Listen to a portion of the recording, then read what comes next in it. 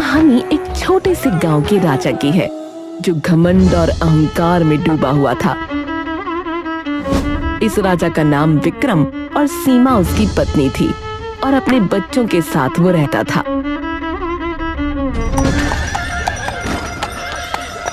वो अपने राज्य में अत्यधिक ताकतवर माना जाता था।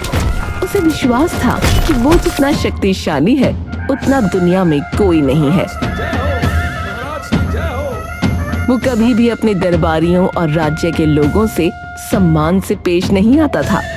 अपने हर आदेश में वो लोगों को ये जताता था कि वो सर्वशक्तिमान है और उसके खिलाफ कोई नहीं खड़ा हो सकता। राजा विक्रम के महल में केवल शक्ति का ही आदर था। उसकी एक घमंडी मानसिकता उसे हर जगह मिलती जुलती थी, चाहे वो उसके राज्य के भीतर हो या बाहर। वो हमेशा सोचता था कि उसकी ताकत किसी भी चुनौती से बड़ी है। एक दिन सैनिक मंत्री से बोला, मंत्री जी, आप महाराज से हमारे लिए रहने के लिए किसी जगह का प्रबंध करवाओ। ऐसा क्या हुआ सैनिक तुमको जो आज रहने की जगह के लिए बोल रहे हो? मंत्री जी, मैं जानता हूँ अपने सारे सैनिक मित्रों के बारे में वो सब बोल रहे थे ना, तो हमारे पास आराम करने की कोई अच्छी व्यवस्था नहीं है, ना ही अभ्यास के लिए कोई जगह। तो आप महाराज से इस बारे में बात करके हमारे लिए रहने और अभ्यास की जगह का प्रबंध करवाएं। ठीक है, मैं राजा से बात करूंगा। मंत्री फिर राजा से बात करने जाता है।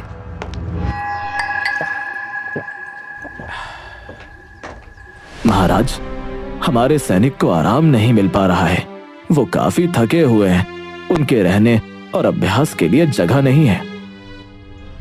ऐसा क्या हो गया मंत्री, आज अचानक जो जगह के बारे में बात होने लगी? महाराज, ये मैं नहीं, ये हमारे सब सैनिक बोल रहे हैं और वो काफी थकावट से भरे हुए लग रहे हैं। तो महाराज, इतनी व्यवस्था तो होनी चाहिए। मंत्री, सैनिक को मेरे पास बुला कर लाओ। जी महाराज, अभी बुलाता हूँ।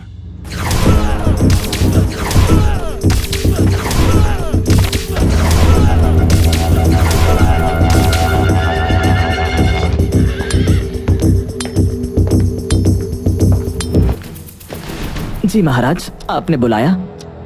क्या बात है सैनिक? मंत्री ने बताया कि तुम आराम और अभ्यास के लिए जगह की मांग कर रहे हो। जी महाराज। फिर राजा विक्रम अपने सैनिकों को गांव के बाहर की जमीन पर कब्जा करने को भेजता है। सैनिक, तुम गांव से बाहर वाली जमीन पर जाकर कब्जा जमाओ। महाराज, लेकिन वो जमीन तो गांव में एक छोटे से गरीब परिवार की है। वो अपना ले देकर काम चला रहे हैं। मंत्री, तुम बस अपना काम करो और मैंने जो बोला है उसको करने को सैनिकों को भेजो। जी महाराज।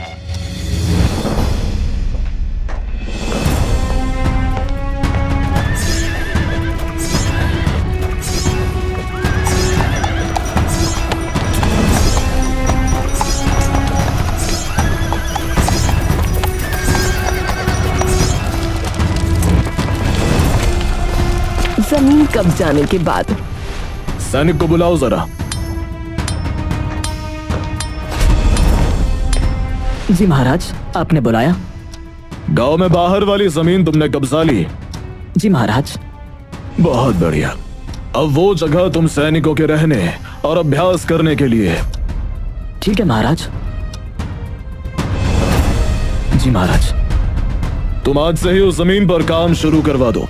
वहां सैनिकों के लिए रहने और अभ्यास की जगह का प्रबंध करवाओ। सैनिक हमारे लिए सबसे लड़ते हैं, तो हमें भी उनके लिए सोचना चाहिए ना। ठीक है महाराज, मैं आज ही वहां काम शुरू करवाता हूँ।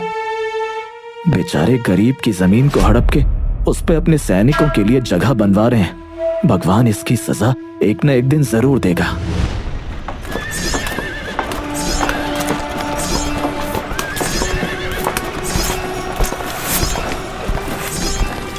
राजा विक्रम का ये रवैया उसके चारों ओर के लोगों के लिए दर्द और पीड़ा का कारण बन चुका था, लेकिन किसी ने भी कभी उसका विरोध नहीं किया क्योंकि उसका भय बहुत गहरा था।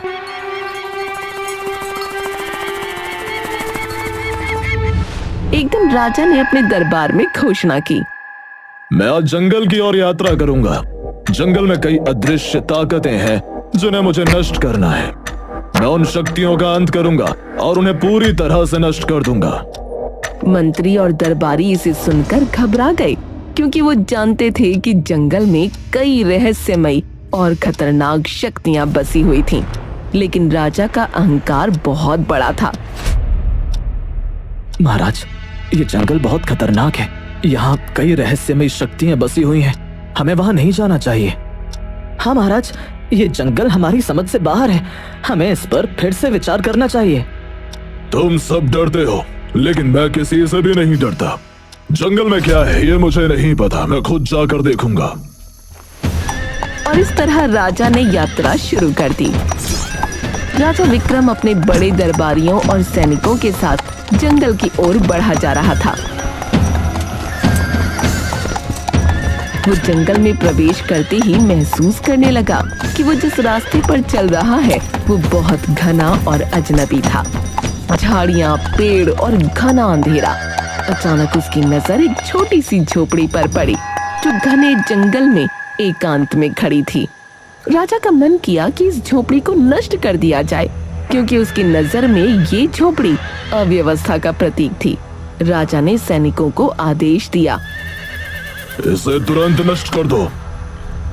सैनिकों ने राजा के आदेश का तुरंत पालन किया और उस झोपड़ी को तोड़ दिया। लेकिन तभी जंगल में गहरी और गूंजती हुई आवाज सुनाई दी। तुमने जो किया वो गलत है। तुम इसके परिणाम भुगतोगे। तुम्हारा घमंड तुम्हारे लिए खतरे की घंटी है। राजा चौंका और उसने तुरंत अपनी सेना को रुकने का आदेश दिया। उसकी आंखों में भय था, लेकिन उसे ये भी लगा कि ये सिर्फ हवा का असर हो सकता है। उसने आत्मविश्वास के साथ कहा, तुम डरते क्यों हो? ये सिर्फ आवाज है और कुछ नहीं। तुम तोड़ो इसको। लेकिन महाराज, ये आवाज, इसका क्या? अरे तुम तोड़ो, कुछ नहीं होगा। फिर हम वापस निकलेंगे। और वो अपनी सेना के साथ महल लौट आया। राजा विक्रम अपने राज्य में लौट आया, लेकिन उसका मन अशांत था। उसे ये महसूस हो रहा था कि शायद वो उस झोपड़ी में किसी ताकतवर चीज से टकरा गया है। महल में लौटते ही वो खुशी से भरा हुआ था, लेकिन जल्दी ही उसकी खुशियां खत्म हो गईं, क्योंकि उसका एक छोटा बच्चा जो महल के आंगन में खेल रहा था अचानक गायब हो गया। मंत्री जी, आप जरा आसपास के राज्य में ये सूचना फैला दो। जो राजा के बच्चों को ढूंढेगा हम उसको कुछ उपहार देंगे। जी महाराज, मैं अभी पूरे राज्य में ये सूचना फैला देता हूँ। फिर मंत्री द्वारा ये सूचना आसपास के सभी राज्यों में फैला दी गई, पर राजा के बालक के बारे में कोई खबर नहीं मिली। कुछ दिन बाद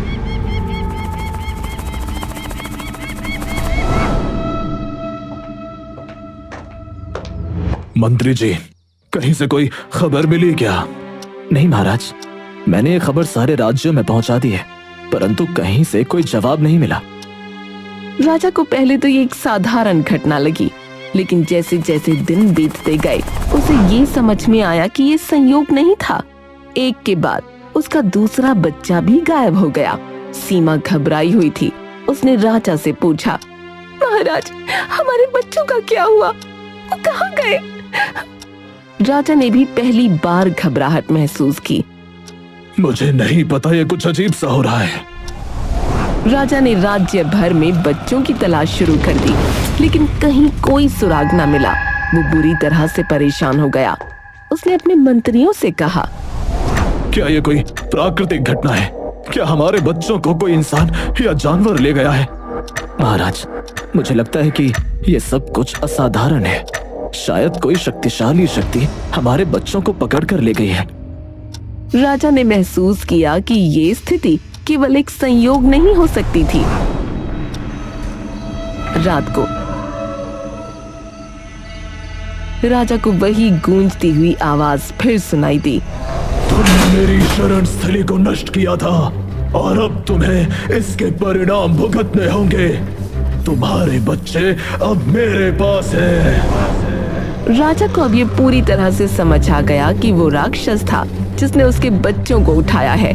उसने अपनी शक्ति और घमंड को महसूस किया कि ये उसे बचा नहीं सकता। मुझे नहीं पता तुम कौन हो, हवा या कोई राक्षस। मैं तुमसे माफी मांगता हूँ, मुझसे बड़ी गलती हो गई है, मुझे माफ कर दो। अब माफी मांगने से क्या होगा?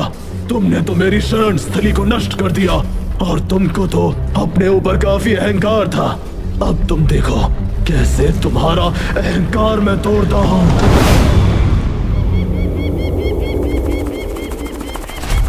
राजा को अब इस स्थिति से निपटने का एक ही रास्ता नजर आ रहा था, उसे राक्षस से सामना करना होगा। राजा ने तय किया कि वो अपने बच्चों को वापस लाने के लिए जंगल में जाएगा। राजा ने तय किया और अपनी सेना के साथ जंगल की ओर निकला, लेकिन उसका दिल डर और घबराहट से भरा था। अब मुझे समझ में आ गया है कि मेरी ताकत और घमंड से ज्यादा मुझे सच्चाई की जरूरत है। राजा जब झोपड़ी तक पहुंचा तो उसने देखा कि राक्षस वहां खड़ा था। उसका चेहरा भयंकर था और उसकी आंखों से आग की लपटें निकल रही थीं। राक्षस ने राजा को देखा और गहरे ठहाके के साथ कहा, तुम आ गए। क्या तुम सच में सोचते हो कि तुम्हारी ताकत तुम्हें यहाँ से बचा सकती है? अब तुम्हें भुगतना होगा। तुमने जो किया वो तुम्हारे लिए भयानक होगा। तुमने मेरी शरण स्थली को नष्ट किया और अब तुम्हें इसके परिणाम भुगतने होंगे।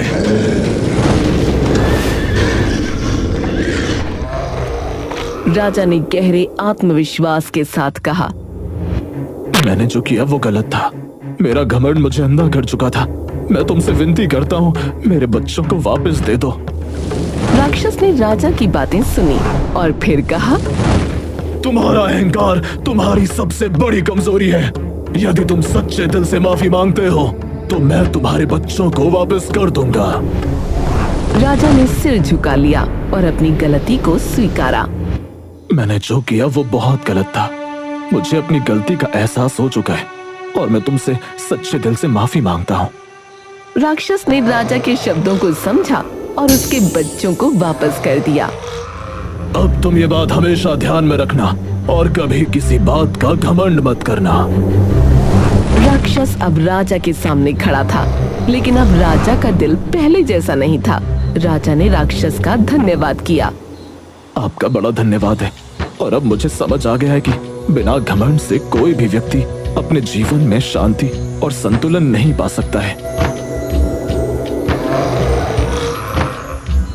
राजा ने राक्षस से मिले संदेश को गहरी गंभीरता से लिया। उसने अपने आप को पूरी तरह से बदलने का निर्णय लिया। अब वो ये जान चुका था कि शक्ति का वास्तविक स्रोत घमंड नहीं बल्कि सच्चाई, न्याय और दया में है। राजा विक्रम ने अपने राज्य में बदलाव लाने की ठानी। उसने सबसे पहले गांव के बाहर वाली जमीन को वापस करने का आदेश दिया। मंत्री जी, गांव के बाहर वाली जमीन उस परिवार को वापस कर दी जाए और हमने जो भी गलत काम किए हैं उनको ठीक किया जाए। जी महाराज, मैंने जो किया वो पूरी तरह गलत था। अपनी ताकत और घमंड में मैंने आप सभी को नजरअंदाज किया। मैं अब यह समझ चुका हूं कि केवल खुद से नहीं बल्कि आप सभी से दया और सम्मान के साथ पेश आना जरूरी है। मैं आपसे दिल से माफी मांगता हूं। अब मैं केवल अपनी इच्छा के बारे में नहीं सोचूंगा बल्कि हमारे राज्य के हर नागरिक के कल्याण के बारे में सोचूंगा।